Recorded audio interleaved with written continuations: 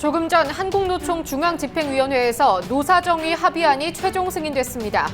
하지만 회의 진행 중 금속노련 위원장이 분신을 시도하는 등 후폭풍이 클 것으로 보입니다. 잠시 후 현장 연결합니다. 2015 희망버스가 지난 주말 노동자들에게 희망을 전했습니다. 서울에서 부산까지 희망버스가 지나온 여정을 뉴스K 카메라에 담았습니다.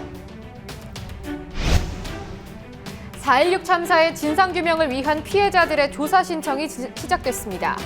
세월호의 침몰 원인부터 구조 실패에 이르기까지 여러 의혹에 대한 피해자들의 증거 자료들이 제출됐습니다. 재벌 대기업이 독식하는 한국 경제를 민주화하기 위해서 제대로 된 국정감사가 시행돼야 한다는 목소리가 이어지고 있습니다.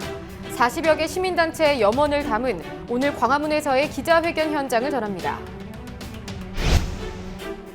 박근혜 정부의 통일 외교가 본격적인 실험대에 올랐습니다. 오는 16일 한미 육자회담 수석대표 협의를 시작으로 북핵 문제에 대한 국제적인 논의 테이블이 열릴 예정입니다. 집중 분석 시간에 상세히 짚어보겠습니다.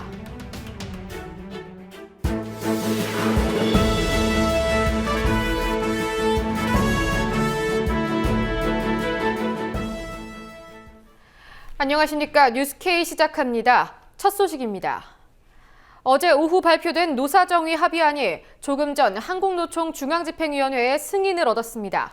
중앙집행위원회가 진행되는 동안 한국노총 금속노련 위원장이 분신을 시도하는 등 반발이 거셌던 것으로 전해졌는데요. 하지만 오늘 승인이 내려짐으로써 논란이 합의안은 실효성을 갖게 됐습니다.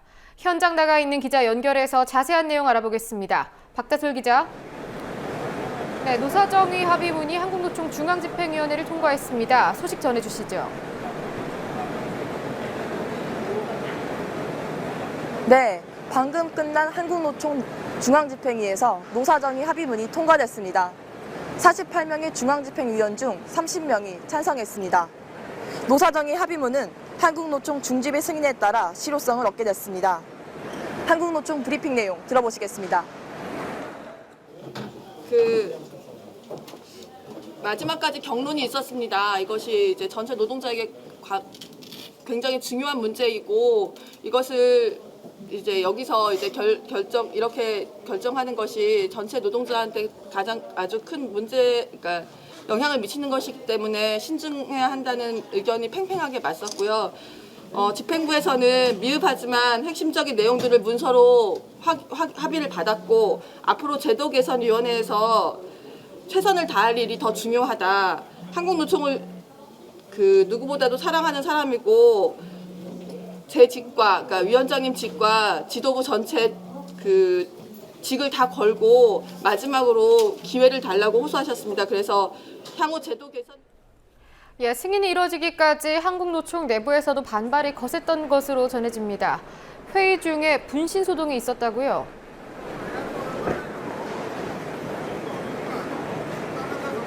네, 오늘 한국노총 중앙집행위원회 회의 도중 분신 시도가 있었습니다. 오늘 오후 2시 한국노총은 여의도 노총회관에서 회의를 열고 노사정의 합의 내용을 승인하는 절차를 진행했습니다. 하지만 회의 시작 1시간이 지난 오후 3시 10분쯤 한국노총 소속 금속노련 김만재 위원장이 자신의 몸에 인화성 물질을 끼얹고 분신을 시도했습니다. 어제 김동만 한국노총 위원장이 노사정의에서 합의한 일반해고 가이드라인과 취업규칙 변경 요건 완화의 승인을 반대하기 위해서입니다. 주변 사람들이 제지와 소화기 분사로 실제 불이 붙지는 않아 김만재 위원장의 몸에는 이상이 없는 것으로 전해졌습니다. 이후 중앙집행위원회 회의는 약 1시간가량 중단됐다 오후 5시경 비공개로 재개돼 방금 끝났습니다. 중집의 합의문 승인으로 노사정 대타협은 실제 효력을 발휘하게 됐습니다. 논란의 노사정의 합의안 내용은 뭡니까? 어제 노사정의는 해고 요건 완화, 취업규칙 완화 변경 등으로 갈등을 빚던 정부의 노동시장 구조 개혁안에 잠정 합의했습니다. 이 두 쟁점은 한국노총이 노사정의에 복귀하며 절대 협의할 수 없다고 천명한 안건입니다. 성과가 안 좋은 자의 해고와 취업규칙 개정을 중장기적으로 마련하기로 한 것입니다. 정부가 일방적으로 시행하지 않고 노사와 충분한 협의를 거친다는 단서를 달았지만 협의 자체가 구속력이 없어 갈등이 클 것으로 보입니다. 예, 최경환 경제부총리가 오늘 쉬운 해고를 하려는 것이 아니라 공정한 해고를 하려고 하는 것이다, 이런 말을 했다고 전해지던데 과연 정부가 생각하는 공정의 의미가 뭔지 의문입니다. 민주노총에서 외부적으로 반발을 계속 진행해 왔는데, 그런데 한국노총 내부에서도 앞서 말한 것처럼 분신이 있기도 했고요. 내부적인 이견이 상당히 거셌던 것으로 전해지던데요. 네, 어제 노사정의 합의안이 나오자 한국노총의 공공연맹은 지도부가 권력에 굴종했다며 지도부 사퇴를 요구하는 성명서를 냈습니다. 금속노련과 화학노련, 고무산업노련은 어제 합의문 발표 직후 성명을 내 이번 합의를 매국행위로 규정하며 저지투쟁을 선포했습니다.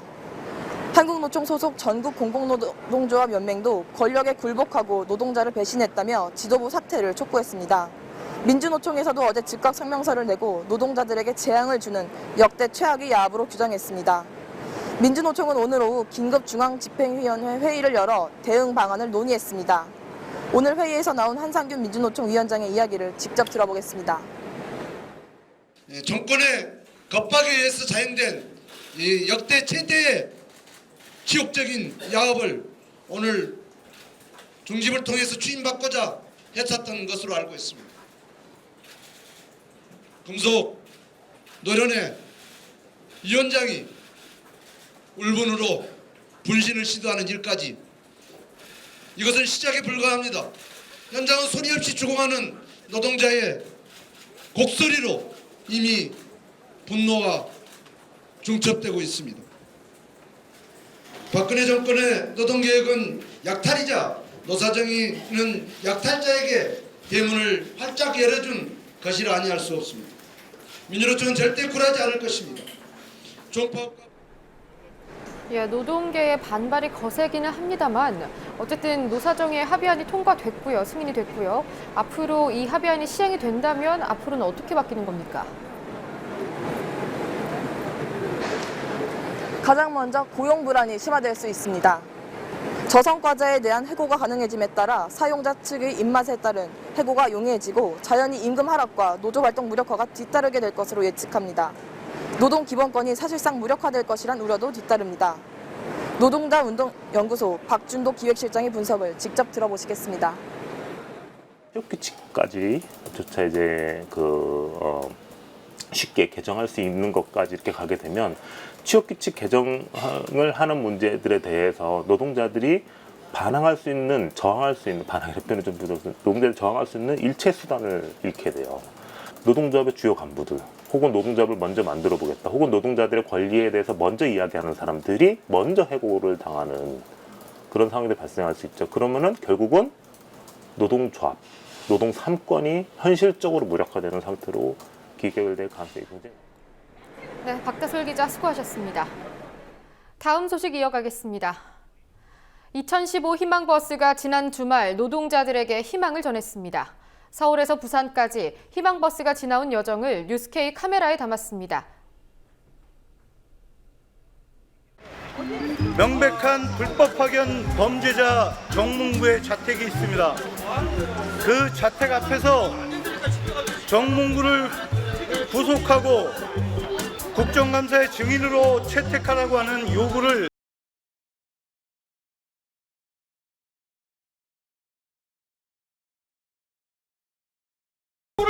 구속하라!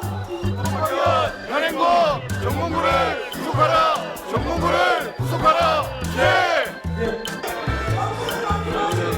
길을 왜 못 가게 하냐고! 사회장님 들어가세요. 이유가 없습니다. 그러면 모든 의사 다 이렇게 마음대로 뺏을 수 있어요? 인지될 수 있어서? 그대로! 그대로 밀어봐 조금만. 다시 우산 달라고. 진짜 구창해! 진짜 구창해! 야야야야! 인도를 열란 말이야, 인도를! 경찰이 지금 차도하고 인도하고 다 봉쇄하고 있잖아! 어느 쪽으로 가실 거예요? 어느 쪽 가든지 말든지 무슨 상관이에요? 내가 경찰한테 보고해야 돼요? 경찰한테 내가 보고를 해야 되냐고요? 정몽구 회장의 사병들이 막아나서고 112에 신고를 하고 경찰이 버젓이 지켜보면서도 불법을 묵인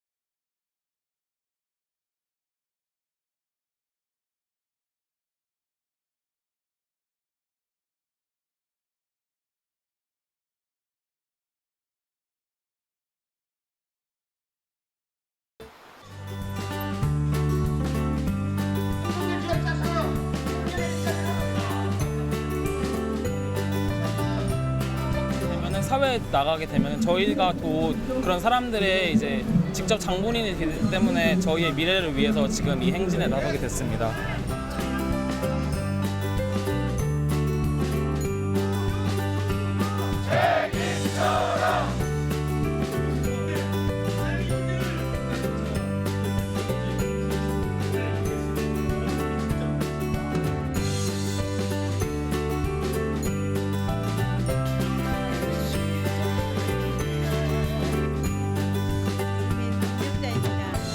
전국 어디에서든 우리 노동자를 짓밟는 미래는 참을 수가 없죠.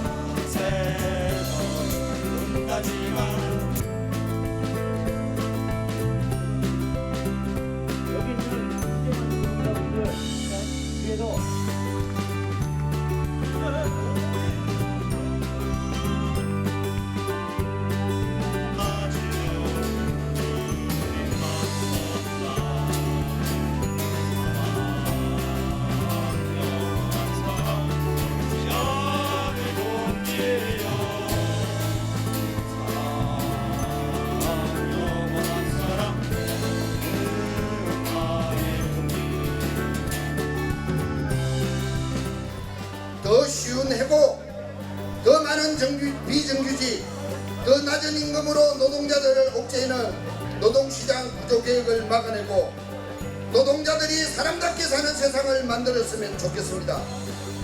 그 길에 투쟁과 연대의 깃발이 되어 앞장서겠습니다. 고맙습니다. 투쟁!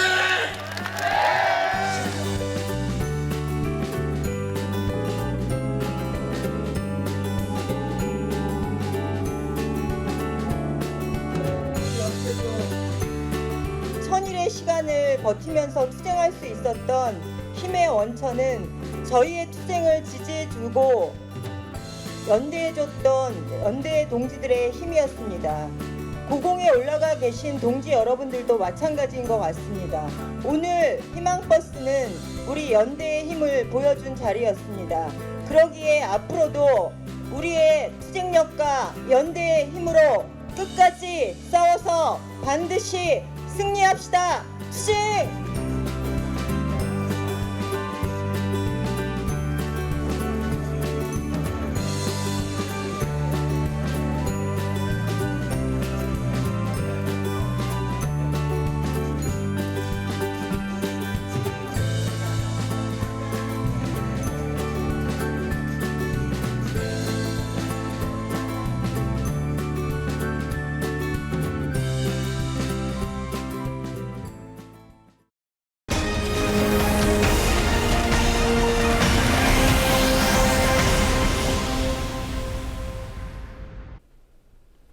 정부가 노동개혁을 이야기하는 동안 시민사회에서는 경제민주화를 위한 재벌개혁을 촉구하고 있습니다.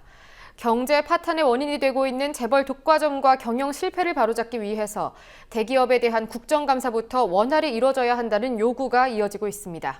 오늘 광화문 광장에서 진행된 시민단체들의 기자회견 현장을 뉴스K 카메라에 담았습니다. 재벌 국감을 말하는 부탁, 당부의 촉구 말씀을 듣도록 하겠습니다. 자신들의 국간에 700조라는 돈을 쌓아놓은 대한민국 재벌들은 국가와 민족과 국가 경제의 운명이 어떻게 되든지 간에 오로지 자기들의 배만 채우면 된다는 생각으로 국가를 망치고 있습니다. 우리 자영업자와 노동자들의 이런 고열을 빨아서 배를 채운 재벌이 더 이상 대한민국을 망가뜨리지 않게 정치권에서 바로잡아야 할 거라고 봅니다. 이번에 열리는 국감에서는 국가를 망치고 국가 경제를 망치는 이 재벌들에 대한 엄정한 조사와 질책이 이어져야 될 것입니다. 국정감사 몇 년 동안 현대자동차의 정몽구는 국정감사에 증인이나 참고인으로 한 번도 나오지 않았습니다. 이렇게 해서 무슨 재벌이 개혁될 수 있으며 이렇게 해서 무슨 나라의 권위가 쓸 수 있겠습니까? 정몽구, 신동빈, 박상구 등 국민경제 파탄에 책임 있는 자들이 반드시 국정감사장에 출석해야 된다는 것입니다.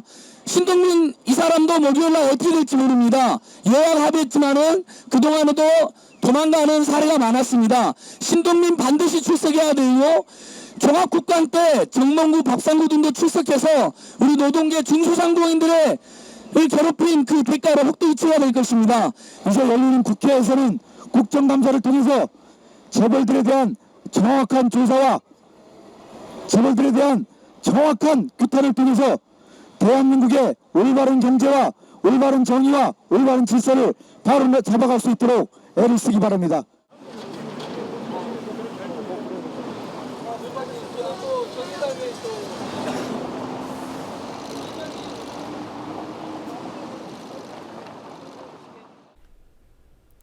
오늘 세월호 참사 피해자들을 대상으로 진상규명을 위한 조사 신청 접수가 시작됐습니다.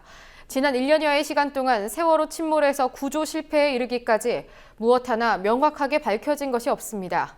참사의 피해자들이 세월호 참사를 둘러싼 의문점들을 제출했습니다. 현장 전해드립니다.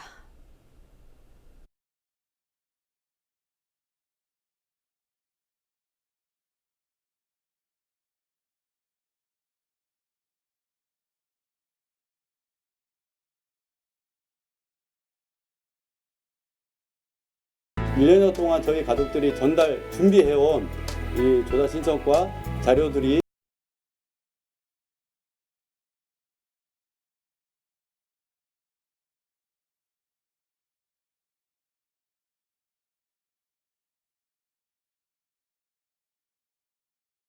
하나, 온전한 선체이냐. 둘, 세월호 참사를 낳았던 무분별한 규제 완화. 셋, 세월호의 이상한 출항 배경. 넷, 초기 구조를 방기한 현장 출동자의 책임. 다섯, 구조를 방해한 전원 구조 오보의 과정과 책임자. 여섯, 피해자들에게 또다시 상처를 입혔던 정부의 무책임한 태도 중 일부 사항에 대해서만 조사 신청을 할 것입니다.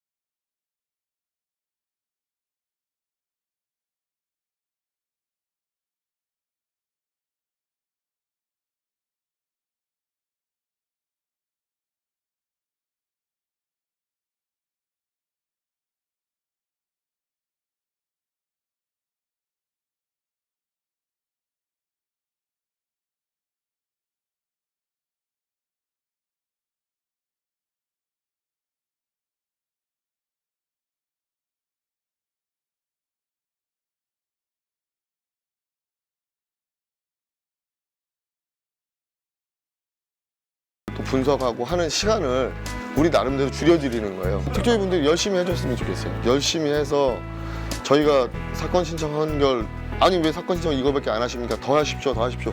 이런 말이 나왔으면 좋겠어요. 그래서 빨리빨리 이 특조위가 돌아가서 빨리 국민들 앞에도 저희한테도 그 진상이 빨리 밝혀지고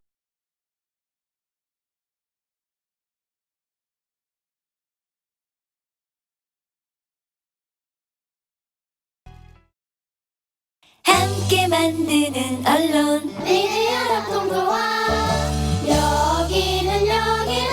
여기는 국민TV 함께 만드는 언론 미디어 동도와 여기는 국민TV.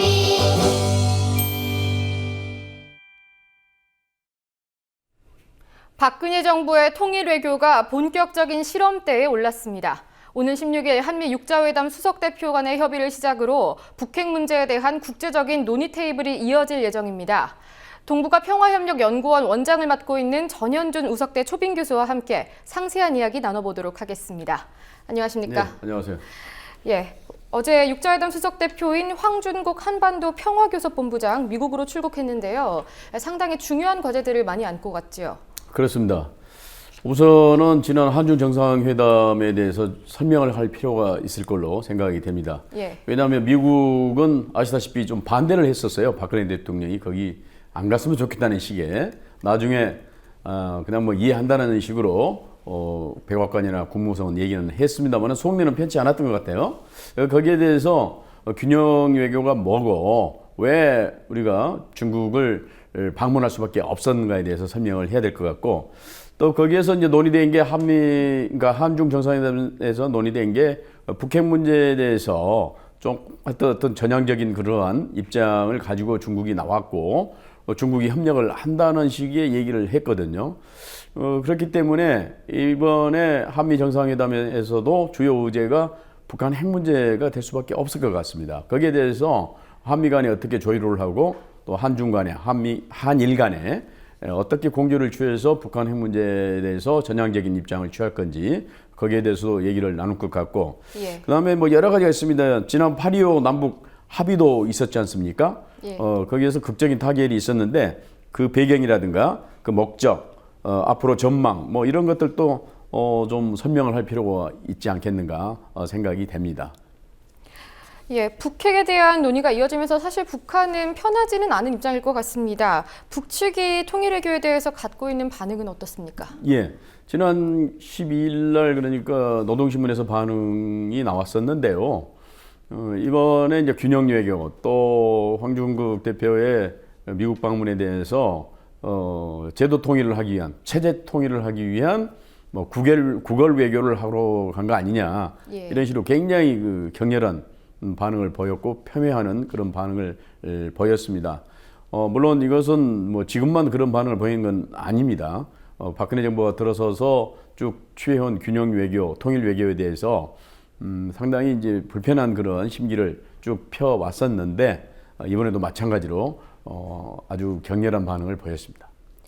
예, 북한의 심기가 어떤지 직접적으로 드러날 수 있는 계기가 다음 달 노동당 창건 70주년, 이때 과연 축포를 쏘아 올릴 것인가 이 부분에 대해서 상당히 관심과 우려가 집중되고 있는데요. 네. 시간이 촉박한데 사전에 막을 수 있는 방안이 있을까요?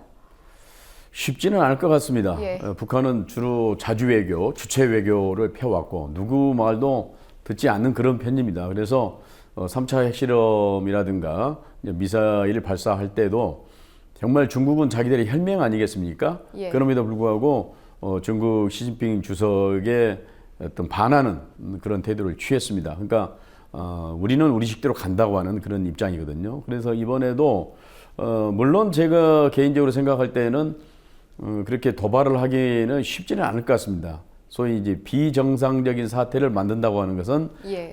북한 국익에 반하는 일이라고 저는 보거든요.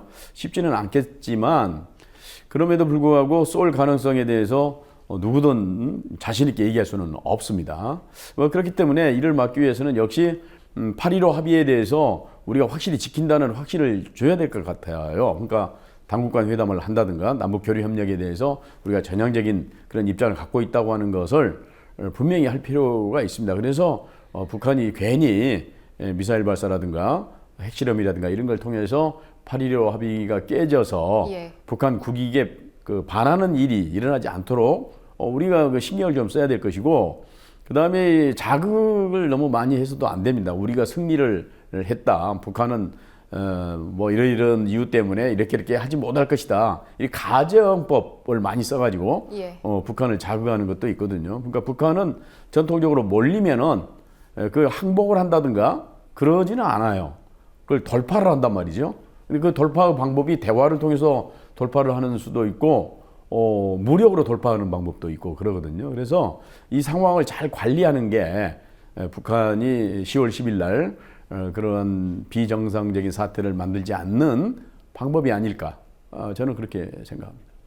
예, 북한이 도발을 하지 않기 위해서 어떠한 매력적인 제안이 진행이 되면 더 좋을 것 같은데, 정부가 교류 협력에 대해서 적극적으로 시행하겠다, 협력 테이블을 만들겠다, 이렇게 적극적인 행보를 보인다면 어떻게 좀 막을 수 있는 가능성이 있을까요?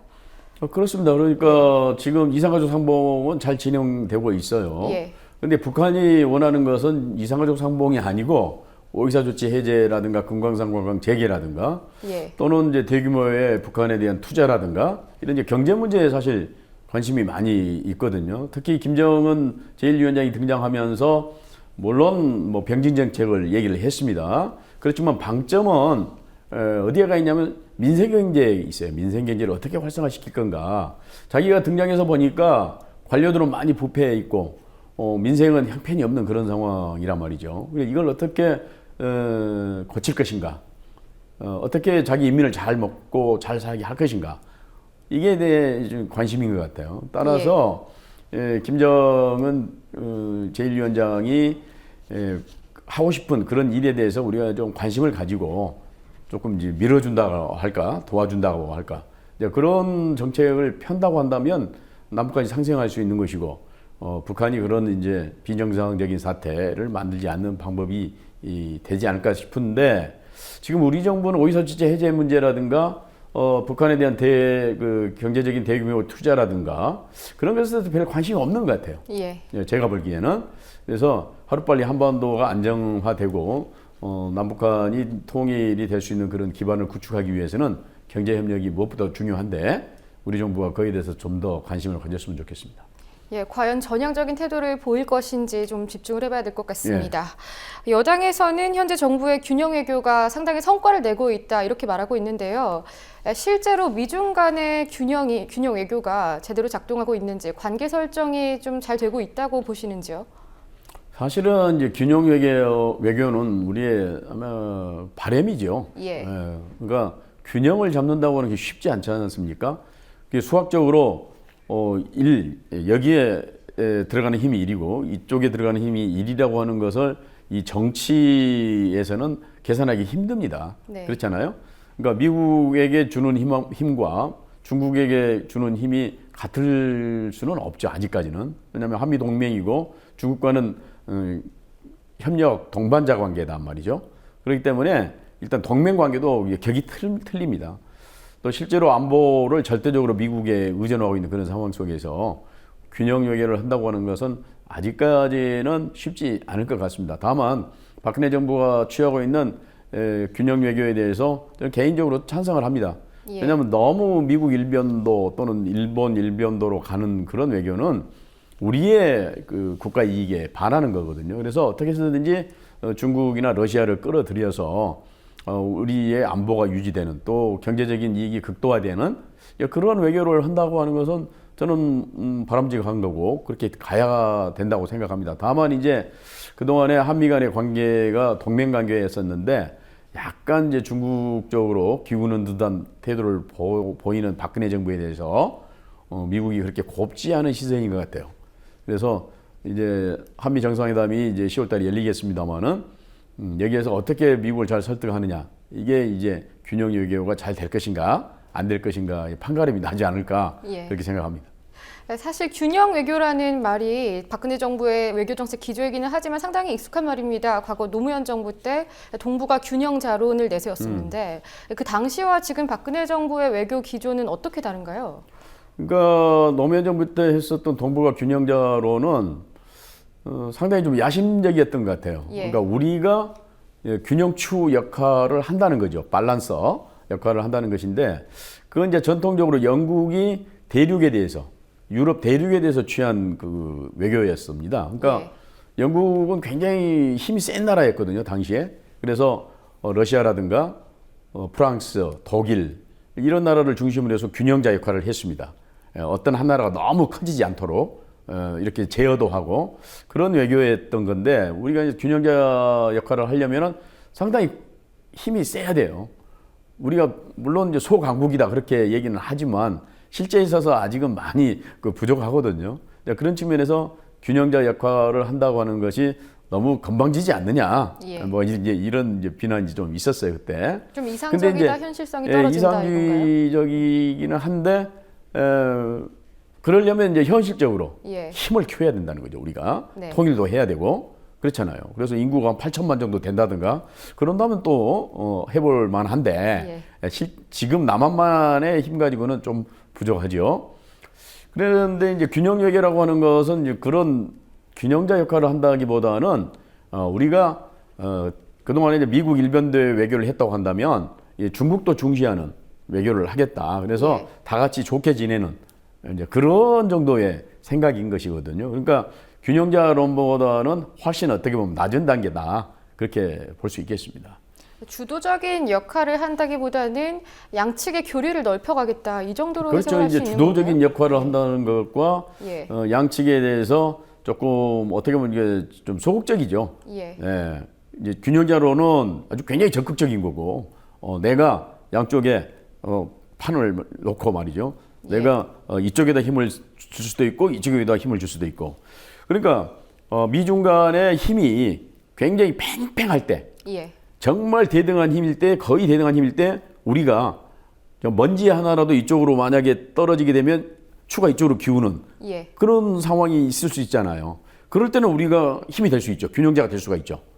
0.1mg 정도의 힘만 있어도 이게 균형이 깨진다고 한다면 우리 힘도 만만치 않잖아요. 예. 나름대로. 그렇기 때문에 균형적 역할을 할 수 있죠. 근데 지금의 미중 관계라고 하는 것은 힘에 있어서 굉장히 차이가 많습니다. 군사력이나 경제력이나 외교력이나 모든 부분에서 아직은 중국이 미국을 따라갈 만한 그런 그 나라는 아니에요. 그래서 중국은 자기 스스로 G2라고 얘기하지 않습니다. 우리는 G2 아니야. 그렇게 오히려 중국이 얘기할 정도지. 예. 그냥 주변에서 G2다. 그룹 오브 2다. 이게 두 개의 강대국이다. 그렇게 얘기하지 실제에 있어서는 중국이 미국을 따라갈 수 없죠. 아직까지는. 이제 그런 상태이기 때문에 우리가 균형자 역할을 한다고 하는 것은 조금 힘든 그런 상황인 거고 예. 다만 균형 외교는 할 수 있다고 봅니다. 저도. 다만 굉장히 기술적이고 영리한 스마트한 그런 외교를 펴야 된다는 것이죠. 미국도 우리를 싫어하지 않고 중국도 우리를 싫어하지 않는 그런 절묘한 외교. 이게 이제 싱가포르의 이관유가 했던 정책이거든요. 예. 이관유가 중국, 미국, 뭐 대만 이런 사이에서 그 조그만 나라잖아요. 도시국가잖아요. 그런데 균형 외교를 성공적으로 했어요. 미국하고도 잘 지내고 중국과도 잘 지내는 아주 절묘한 외교를 했어요. 이관유가. 예. 그래서 싱가포르를 오늘날 그 정말 경제 대국으로 만들어냈는데 그러한 어떤 리더십이 매우 중요하다. 그런 생각입니다. 예, 어쨌든 박근혜 정부가 균형 외교 기조를 진행을 하면서 추진을 하면서 외교적인 저변을 양측으로 넓혀갈 텐데 그런데 이렇게 균형 외교를 시행하다 보면 오히려 북한이 고립감을 느껴서 더 상황이 악화될 수도 있다 이런 우려도 있잖아요. 그렇죠. 그러니까 북한은 지금 현재도 고립감을 굉장히 느끼고 있습니다. 예. 피포위 의식이다 그렇게 얘기를 하는데요. 그렇잖아요. 전통적인 맹방인 중국까지 요즘 조금 뭔가 네. 홀대하는 듯한 그런 태도를 보이고 있습니다. 그러니까 북한 자체를 중국이 포기하지는 못할 거예요. 그러나 김정은 정권에 대해서는 시진핑 정권이나 중국의 고위 관료들이 이건 아니다. 왜 저렇게 말을 안 들을까? 예. 뭐 이런 이제 생각을 하는 거 아니에요. 자꾸 이제 분란이 일어나면 한반도에서 자기들이 그 추구할 국가 이익과 배치된다고 생각해요. 중국 지도자들은. 그러니까 한반도가 안정이 된다는 거죠. 그러니까 북한이 자꾸 이제 뭐 일테면 미사일을 쏜다, 핵실험을 한다 해서 미국이 그걸 계기로 해가지고 사드를 배치한다든가 그렇잖아요. 군사력을 계속 유지한다든가 뭐 이런 그 핑계거리가 생기는 거죠. 예. 그러면 불편하다 이거죠. 미국의 조지 워싱턴 항공모함이 막 서해로 진입을 하고 말이죠. 그러면 아주 중국으로서는 대단히 그 불리한 군사적인 입장에 처하게 되지 않습니까? 그 원인이 북한에 있다. 뭐 만약에 이렇게 된다고 한다면 중국 지도부로서는 김정은 정권이 좀 마음에 안 든다 이렇게 사실은 할 수 있거든요. 예. 이제 그런 상황이 되면은 또 김정은 입장에서는 우리가 살기 위해서는 그럼 뭐 어떻게 해야 되느냐? 핵도 계속 또 개발해야 되는 것이고 만약에 우리를 공격한다고 한다면 우리도 가만히 있지 않겠다. 뭐 남한이든 미국이든 핵무기를 공격하겠다 그거 아닙니까 지금? 예. 핵전쟁도 불사하겠다고 하는 그런 입장이거든요. 그러면 그 중에서 가장 많은 피해를 보는 게 또 뭐냐? 남한이거든요. 만약에 정말 그런 최악의 사태가 벌어졌을 경우에 예. 그렇지 않겠습니까? 그래서 북한이 물론 최악의 사태를 만들 것인가, 남한과 전쟁을 할 것인가, 미국과 전쟁을 할 것인가, 그것은 뭐 쉽지 않아요. 그건 왜냐하면 자기도 죽을 각오를 해야 전쟁을 일으키는 거 아닙니까? 그렇게까지는 힘들겠지만, 그렇지만 한반도의 불안정을 일으킬 수 있는 여러 가지 미사일 발사라든가 또 정말 핵실험이라든가 이런 걸 해서 분란을 일으켜서 남한이나 미국이나 일본이나 괴롭힐 수 있는 그런 능력은 또 있거든요. 예. 그렇기 때문에 어떻게 해서든지 북한을 고립시키지 않는 그러한 방향으로 우리의 균형 요계가 돼야 된다는 거죠. 예, 만약에 북측이 최악의 경우에 도발을 하게 된다면 그럴 경우에는 제재할 수 있는 실질적인 수단이 있습니까? 지금 그동안에 그러니까 북한이 1993년부터 NPT 예. 핵 확산 금지 조약에 탈퇴하면서부터 제재를 받아왔습니다. 그동안에 3차 핵실험에서 핵실험을 한 것에 대해서 유엔 안보리 제재가 지금 가해지고 있고, 그 다음에 장거리 미사일 쐈을 때 또 제재가 가해지고 있고, 그래서 핵과 뭐 장거리 미사일 이런 것과 관련된 모든 경제적인 지원이라든가 행위, 거래를 못하도록 돼 있고, 어느 국가의 어떤 기업이라도 북한과 거래를 하게 되면, 예. 그러니까 일반적인 거래는 상관은 없습니다만은 무기와 관련된 거래를 하게 되면은 미국의 제재 또는 국제사회의 제재를 받게 돼 있어요. 그렇기 때문에 도와주지 않죠. 북한과 거래하지 않고. 뭐 그러기는 한데, 그래서 더 이상 뭐 제재를 받을 게 있을까 북한이 이제 그런 생각도 들기는 합니다만은 문제는 이제 중국이죠. 그러니까 그동안에 중국이 어떻든 생명줄 역할을 해왔잖아요. 제재를 받음에도 불구하고 북한이 지금 경제 성장을 계속 하고 있습니다. 그 이유는 역시 중국과의 관계에서 북한의 지하 자원을 중국이 팔고, 또 중국에 많은 지금 노동자들이 나가 있고 장사를 할 수 있고, 또 생필품을 중국으로부터 들여오고, 그래서 어떻든 간에 지금 생존해 가고 있는데, 중국이 여기에 만약에 적극적으로 참여를 하게 된다. 정말 휘발유를 끊어버리고 북중 국경을 완전 봉쇄해서 누구도 거래하지 못하도록 한다든가 이렇게 됐을 경우에는 북한은 엄청난 타격을 받게 되거든요. 결국 중국과의 관계 설정이 중요하다는 말씀이신가요? 그렇습니다. 북한 입장에서는 어떻게 해서든지 예. 기분은 나쁘지만 실제적으로는 중국이 하나의 그 젖줄 역할을 하고 있기 때문에 중국과 외교 관계를 잘 할 수밖에 없습니다. 그렇기 때문에 과연 중국이 싫어하는 일을 또 이번에 아까 이제 얘기가 나왔습니다만 10월 10일 날 예. 당 창건 70주년 기념식 때 그러한 행위를 할까, 이제 이런 문제와 또 연결되어 있습니다만은 북한도 여러 가지를 고려를 하고 있겠죠. 그런 제재에 대해서 생각을 하지 않겠습니까? 김정은도 나름대로 참모들도 있고 예. 그렇잖아요. 아주 유능한 참모들이 많습니다. 김정은도 30, 40대. 그래서 그런 무모한 일은 안 할 것으로 저는 생각합니다만은 하여튼 두고 봐야죠. 예, 그럼 마지막으로 한 가지 사안 더 얘기 나눠보도록 하겠습니다. 앞서 말씀하신 대로 오는 11월까지 계속 중요한 외교 일정들이 산적해 있는데 그 10월 한미 정상회담에서 사드 논의가 테이블에 오를 수 있을지 어떻게 생각하십니까? 근데 아마 구체적으로 의제로는 올라오지 않을 가능성이 공식적인 있습니다. 의제로는 올라오지 않겠다. 공식적인 의제는 뭐 예. 모르겠습니다. 비공식적으로 그런 논의를 할지는 모르겠습니다만, 또는 실무 차원에서 그럴지는 모르겠습니다만은 그 사드는 굉장히 미묘한 겁니다. 지금 예. 중국이 굉장히 싫어하고, 만약에 사드를 남한에 배치하게 되면은 중국이 지금까지 그 누렸던 가져왔던 한미 간의 그 전략적 협력 동반자 관계라고 하는 거, 이거 끊어버릴지도 몰라요. 왜냐하면 이 사드라고 하는 것은 미국이나 우리 입장은 북한을 겨냥한 거다, 북한을 감시하기 위한 거다, 그런 거지만 중국 입장에서는 무슨 소리냐. 그게 3,500km까지 X밴드라고 그래가지고 레이더망이 3,500km를 커버할 수 있어요. 그러면 그건 중국 북경까지 다 커버가 된다는 얘기거든요. 예. 이게 중국을 겨냥한 거지 북한을 겨냥해서 말도 안 된다. 이렇게 좀 중국이 얘기를 하고 있거든요. 예. 그래서 만약에 우리가 그걸 배치를 용인하게 되면은 한중 간에 엄청난 또 외교적인 마찰이 일어나지 않을까 생각이 되거든요. 네. 예. 오늘은 여기까지 듣도록 하겠습니다. 네. 예, 수고하셨습니다. 감사합니다. 오늘 뉴스K에서 준비한 뉴스는 여기까지입니다. 내일 한 걸음 더 들어간 뉴스, 더욱 준비된 뉴스로 인사드리겠습니다. 시청해주신 조합원, 예비조합원 여러분 감사드립니다.